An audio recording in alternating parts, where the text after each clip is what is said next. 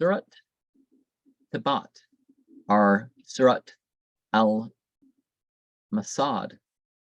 chapter of have perished, or chapter of fiber. In the name of Allah, the merciful, the compassionate, the hands of Abu Lahab have perished, and perished has he, his wealth, and what he has piled up have not profited him. He will roast in a flaming fire his wife, the carrier of the fuel, with a cord of fiber about her neck. And so the names, have meaning. And the only enemy of Muhammad that was named by name in the Quran